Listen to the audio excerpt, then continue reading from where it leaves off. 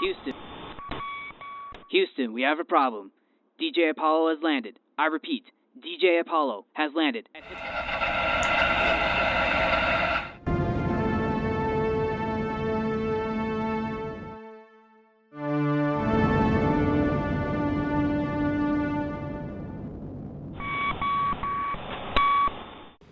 You are listening to the Tales of Music and Film podcast. My name is Christian Taylor, and thank you for clicking on today's episode. We had a lot of fun in the last recording where I talked about the very first album by The Doors, and in this recording, we are on the topic of music yet again. I always love getting the opportunity to help pieces of amazing art get some more attention, and I plan on doing that today in this recording because we're going to be talking about an album by a band that I think it needs a little more attention. This album kicks some serious butt, and this album was created by one of the greatest heavy metal bands of all time. Now, the band in question that made this album goes by the name Motorhead. Now, I'm sure for a lot of you music lovers listening to this recording, you have heard of Motorhead. They are amazing, to say the least. They really did set the boundaries. They really did, set the bar really high on what can be accomplished during live shows. There's countless videos you can find on YouTube of their live shows, and they were absolutely insane. Now, I absolutely love this band. Now, granted, I don't listen to them very often. I only have a couple of CDs by them in my collection, but the songs that I've listened to are just amazing. Like, they're the kind of their music is the kind of stuff I like to listen to if I were to work out, because there's something about Motorhead's music that really gets like your adrenaline going. It's like you want to pump more iron, you want to run faster. It's crazy. Like the adrenaline boost that I get from some of their fast-paced songs is insane. So Motorhead was an English rock band formed in London in 1975 by bassist and lead vocalist Lemmy Kilmister, guitarist Larry Wallace, and drummer Lucas Fox. Lemmy was also the primary songwriter and only consistent member. And that was just a little brief description for you of where Motorhead formed and who the original lineup was. And, today they are still recorded as the loudest band on Earth, or at the very least, one of the loudest bands on Earth. And I believe that 100%. One of my biggest regrets in life is that I never got to see this band live, because, to tell you the truth, I don't think I really heard about them until the death of Lemmy Kilmister back in 2015. And it's really crazy to think about that he's already been gone, 9 years.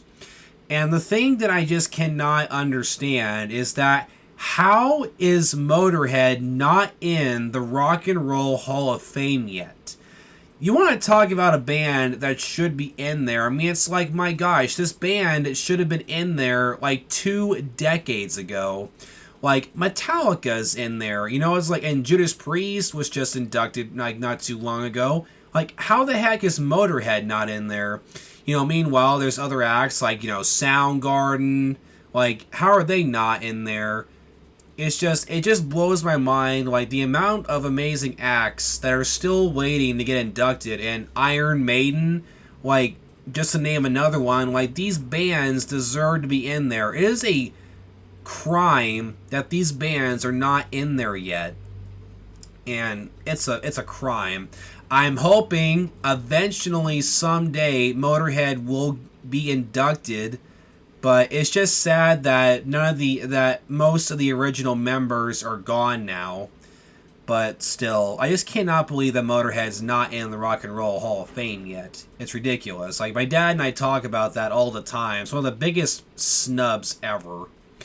But I started really getting into Motorhead back in 2021, where they made this amazing animated music video celebrating 30 years of the song Hellraiser. And this animated video was absolutely amazing to watch. Like, the whole thing was full of, Easter eggs to other Motorhead and Ozzy Osbourne songs. Like, it was amazing. And they did this really cool thing where they took both their versions of the song and mixed them together to make it sound like they were singing it together. It was absolutely amazing because in 91, Ozzy and Lemmy both released albums that had, covers of Hellraiser. Like, Ozzy did his own version for his album No More Tears, which came out in 91. Then the following year, in 92, for the album March or Die, which is the Motorhead album we are covering today, on March or Die, Lemmy and Motorhead did their version of the song. Now, Ozzy and Lemmy's versions are both unique in their own way, but if I had to pick, I really did enjoy Lemmy's version more. But Ozzy's is still pretty good. Like, it kicks butt. Like, they both did an amazing job, with that song. And the music video was absolutely amazing. And it was through that music video that it really introduced me to how cool Motorhead is. And I wanted to listen to more of their songs. Like, my top 3 favorite songs by Motorhead right now would have to be, obviously Ace of Spades. Like, come on, who doesn't love that song? That song is absolutely amazing.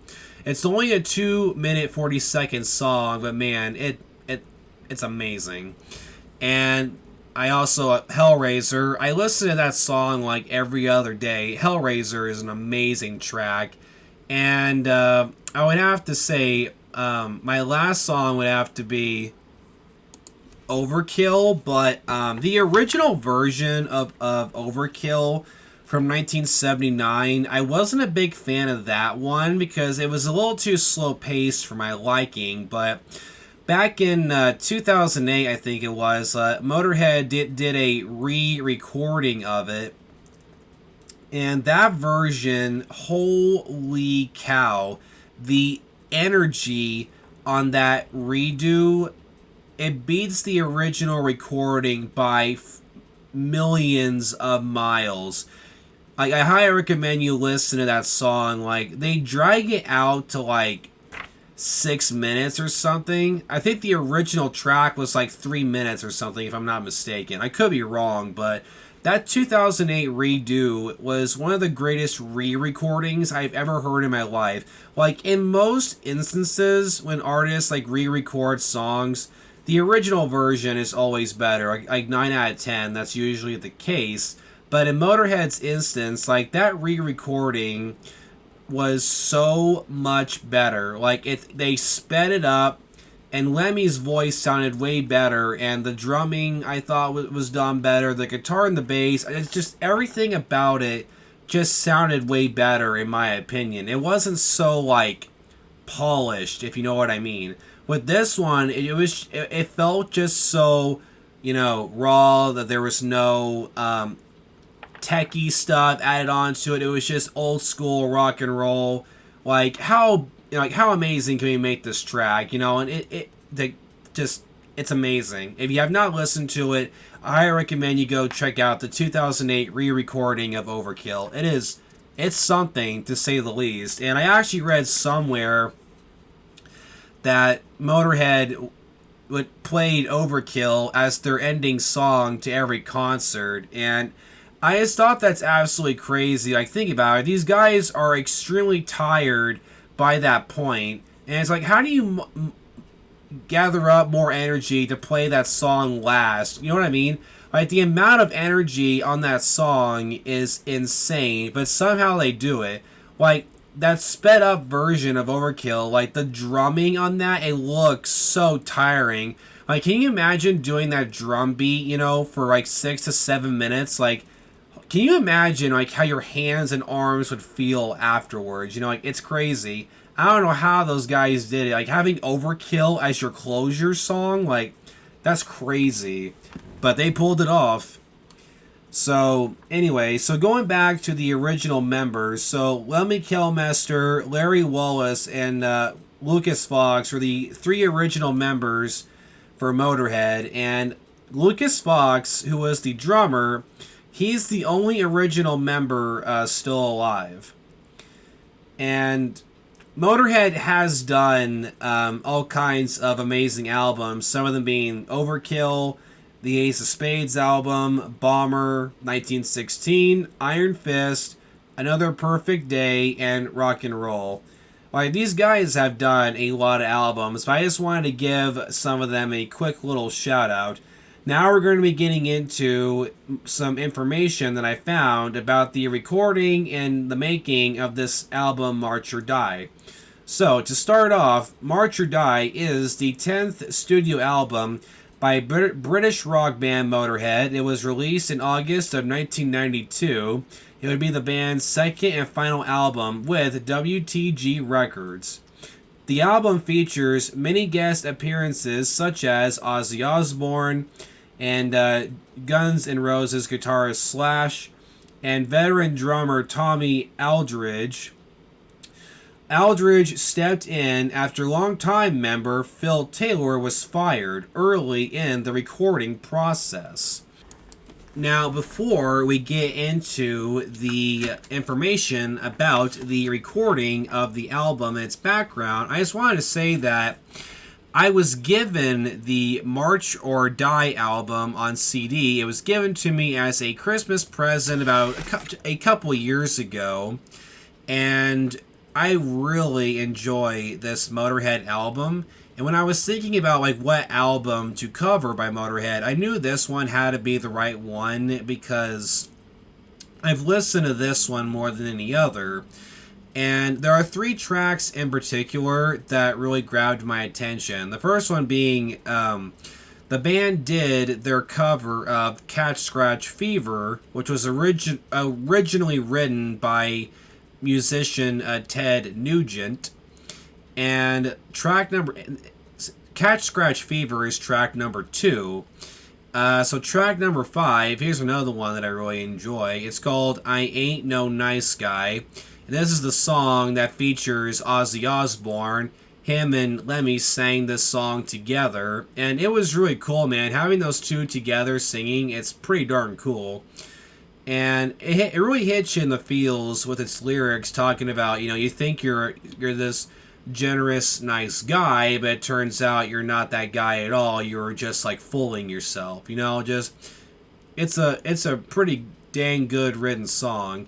And lastly, of course, track number 6, Hellraiser. That was a song that really attracted me to this album. I really enjoy its sound and everything. Like, I think the guys knocked it out of the park with the quality of this. Like, it's a great album.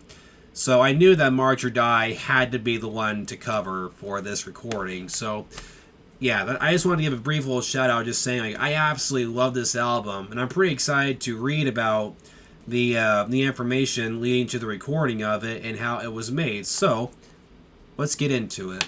So, we're going to be getting into the background of this album. So, after years of lackluster sales and feuds with record labels in the late 1980s, Motorhead had enjoyed an incredible turnaround by 1992 after the critical success of their album 1916, which was nominated for a Grammy. Motorhead secured a second album deal with Sony.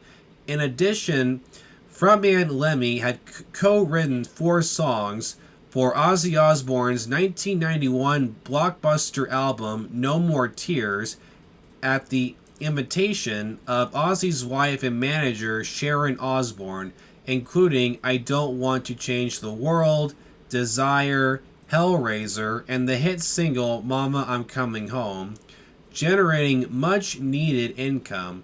In his autobiography, White Line Fever, Lemmy recalls, that was one of the easiest gigs I ever had. Sharon rang me up and said, I'll give you X amount of money to write some songs for Ozzy. And I said, all right, you got a pen? I wrote 6 or 7 sets of words, and he ended up using 4 of them. I made more money out of writing those 4 songs than I made out of 15 years of Motorhead. Ludicrous, isn't it? So that's pretty cool. I did not know that Lemmy helped write 4 songs for Ozzy's album No More Tears. Like I own that on CD. I think I might have to cover that now because I haven't covered an Ozzy album yet, so I might have to do that. I have to add that to the list. But that's pretty cool. It's pretty cool. The stuff that you learn when you do some research. That's a little cool piece of history.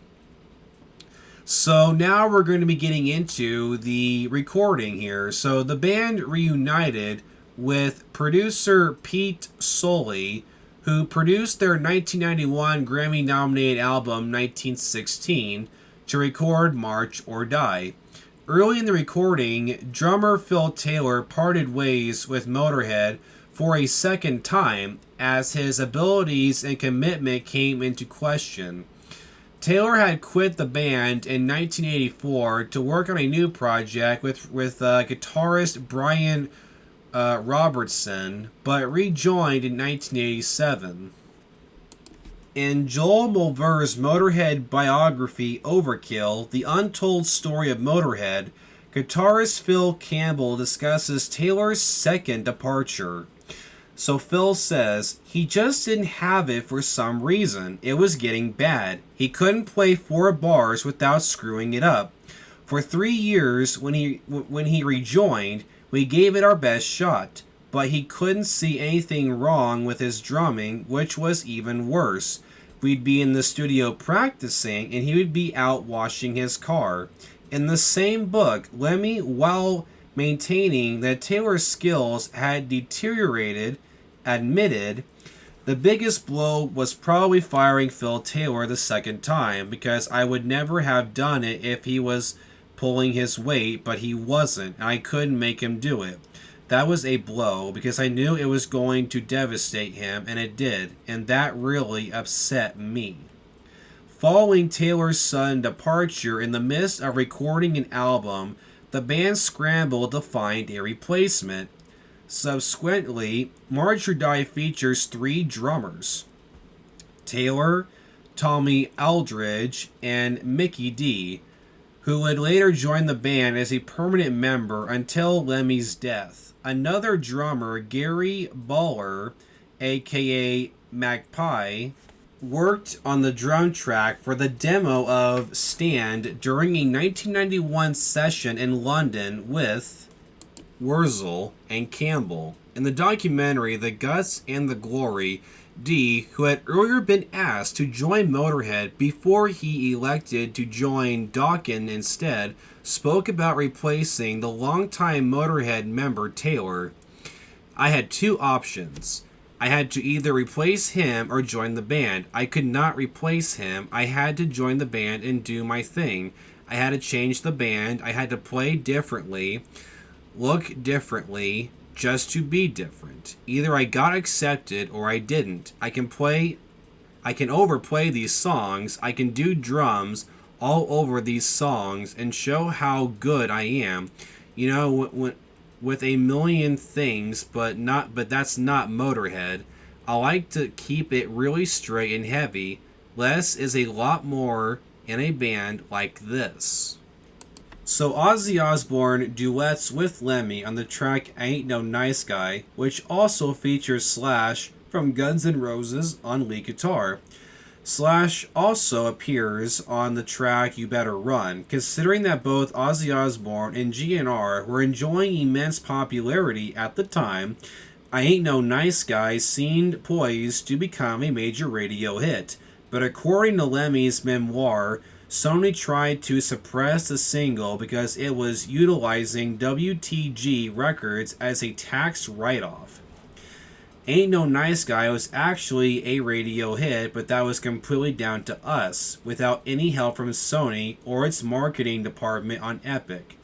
Ain't No Nice Guy wound up number 10 in the radio charts, and Sony didn't make one call. Imagine what would have happened if they'd given it just the slightest amount of effort, but no, they actually tried to stop it from being played. All we needed was about 15 grand or so to shoot a video, but they wouldn't let us have it. So we took about 8,000 of our own money and made our own. Ozzy and Slash, nice guys that they are, even came down and appeared in it. Although the video is a bit jumbled, it didn't turn out too badly, but MTV didn't play it for a while because Sony took 3 weeks to sign the release. Now that is pretty crazy to me. Like, I can't believe Sony wasn't putting that much effort into making this song a bigger hit than what it was. Like, I feel like if they, green lit, Lemmy and the band to make an official, music video and lending them that 15 grand, I think that would have been a very good investment. I wonder why Sony didn't seem that interested in it. I mean, this song kicks butt, man. Like, Ain't No Nice Guy, it's one of the best songs on the album. Of course it was going to be a single. There was no doubt about it. But I just can't... I'm scratching my head just thinking about, like, I can't believe Sony wasn't that interested in it. Couldn't believe it. And 3 weeks to sign the release? Like, why the long wait? That don't make any sense to me whatsoever. The album includes a cover of the 1977 Ted Nugent classic Cat Scratch Fever, which was Campbell's idea. The track Hellraiser, earlier recorded and released by Ozzy Osbourne for his 91 album No More Tears, appeared in the 1992 movie Hellraiser 3 Hell on Earth. The band re-recorded You Better Run in 2004 as You Better Swim for the SpongeBob SquarePants movie. That is hilarious. Like, I remember watching that movie when I was a kid. It's just like, of all the movies that a Motorhead song could appear in, SpongeBob. That's just so funny to me. It's just like, Motorhead, one of the greatest heavy metal bands of all time, has a song featured in SpongeBob SquarePants, the movie. Like, that is hilarious to me. Of all the movies. Like, why is that so cool to me? Like, that's amazing. So the March or Die recording sessions took place in Los Angeles and coincided with the eruption of the Rodney King riots in the city. The studio where the band was recording lay in the path of the violence. Lemmy later recalled to Classic Rock Revisited, I was doing a vocal and I finished and came into the lounge and there was a TV on that was showing a house burning. I looked out the window and I saw the other side of the same house. Driving out of there was like driving through a war zone as the whole block was on fire. Everything went dark and all you could see was entire city blocks burning. It was freaking great. Reviews for March or Die were mixed. The AllMusic review states, this is where everything almost went horribly wrong. Encouraged by a new distribution deal through Epic Records and his recent collaboration with old friend Ozzy Osbourne on his wildly successful No More Tears album, Motorhead's Lemmy set out to pursue commercial success like never before, and as a result almost managed to toss their impeccable legacy in the dumpster.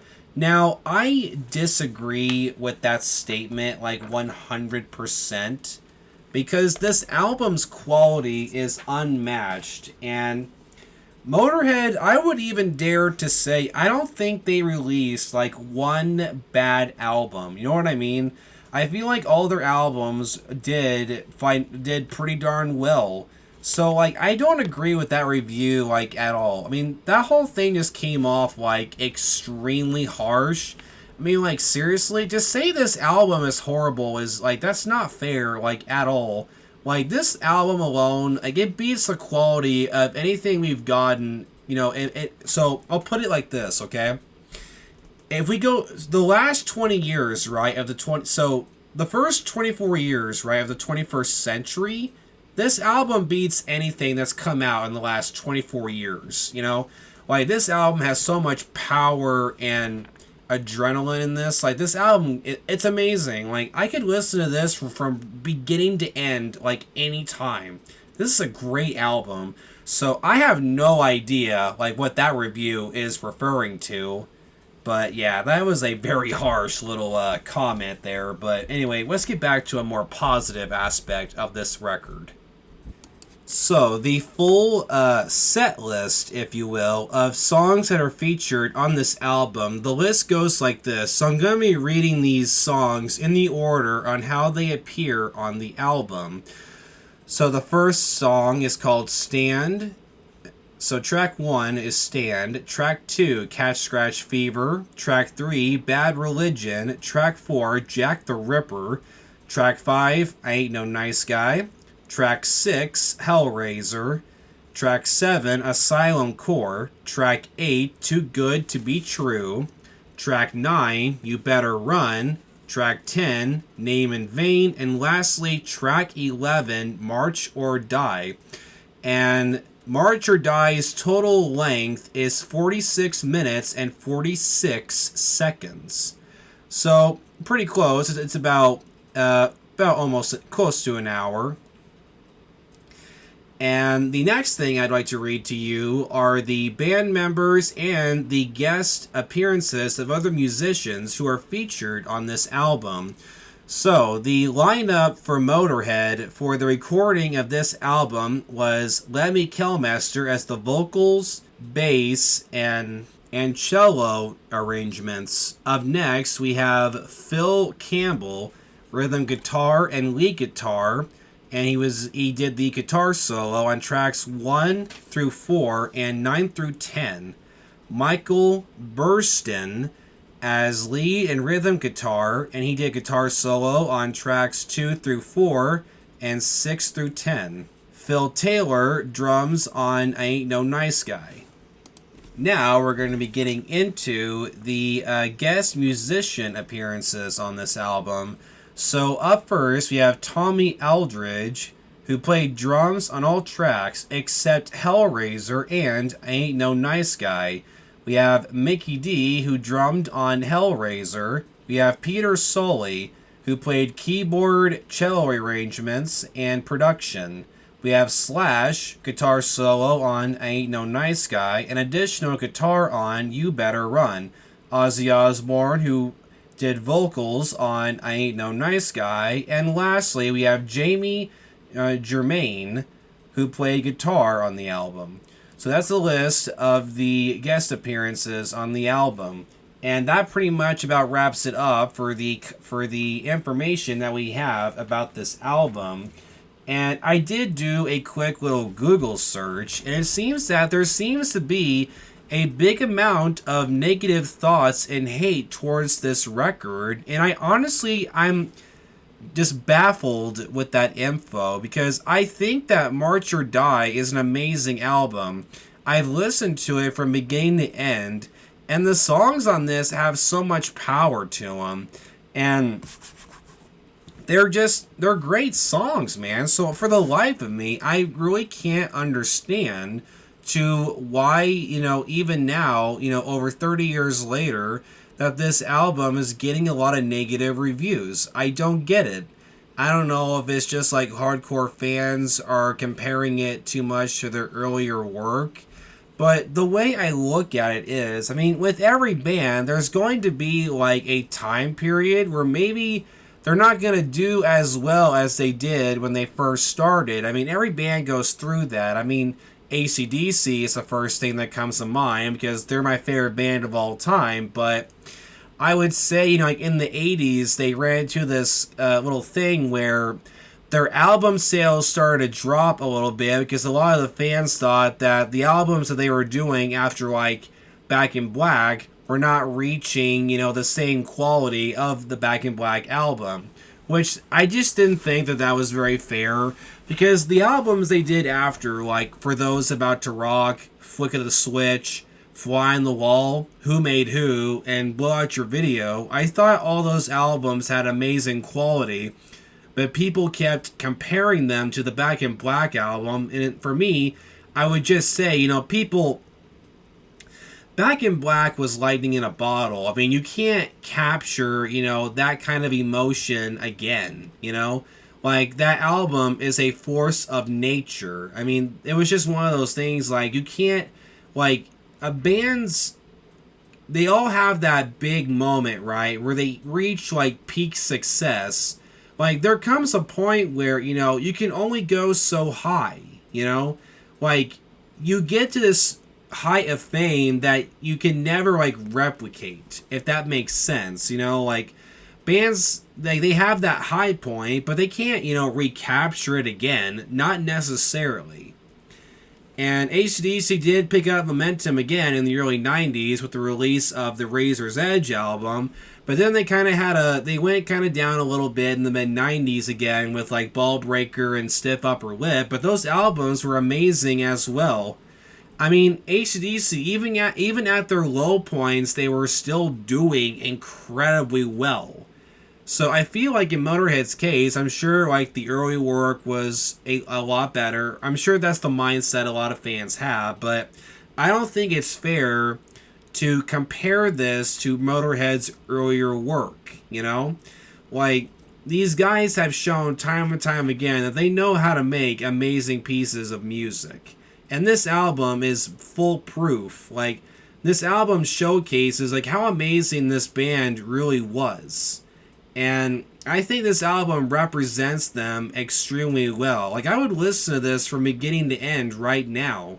So, if you have not listened to March or Die, I highly recommend that you do so. Like, I would not go off of what these reviews are saying, Like, listen to this album and judge it for yourself. Make your own opinion.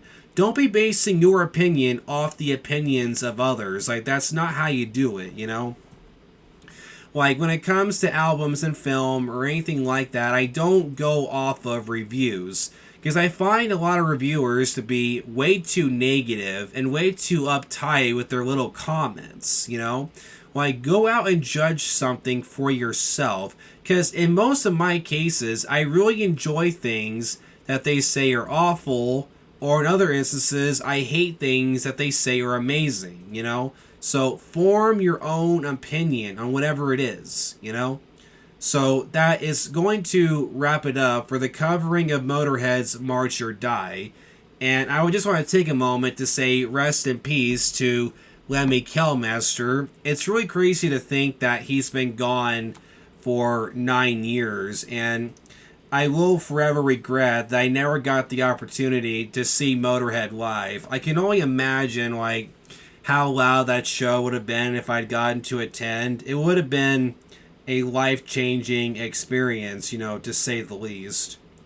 Lemmy seemed like a pretty cool dude. I wish I could have gotten a chance to meet him, but he lived his life his way. And to tell you the truth, like, I think it's pretty crazy, I mean, the guy lived to be, 70 years old. And living the rock and roll lifestyle, for a musician like him to make it to 70, like, that's a pretty remarkable thing. Because, like, how many musicians, have we lost living that fast-paced, lifestyle? For him to live as long as he did was a miracle. He was born on December 24th, 1945, and he passed away on December 28th, 2015. So he passed away just only days after turning 70 years old. So 70 years, and he lived a long life, And the cause of death for Lemmy was congestive heart failure. And his favorite drink, fun fact, was Jack and Cokes. Now, that's a good choice. It really is. Like, whenever I go to a bar once in a while, or if I have a drink with my folks, a Jack and Coke's always a good choice. But I actually prefer rum and Coke. I think rum and Coke's better, if I do say so. Like, I had Jack and Coke once, and it was at the Judas Priest concert that I went to almost a month ago. And that show was amazing, and I had my first Jack and Coke, and it's pretty good. But in my case, when I go to bars, I would have Jack and Coke again. It's pretty good, but I think rum and Coke's a better mix. But again, that's just my opinion. I think it's a good mix. It's a nice little light drink, and it's pretty good if you just want to have like a casual glass. So, but yeah, Jack and Coke, it's a good second choice. And the last thing I just wanted to say is that, I mean, Lemmy and Motorhead is just like, man, what an amazing act they really were, you know? This is just a little side note. Like, I just want to include this. Like, Lemmy, I think he is going to go down as the greatest bass player to ever live. You know, it's just one of those things like, man, he was just.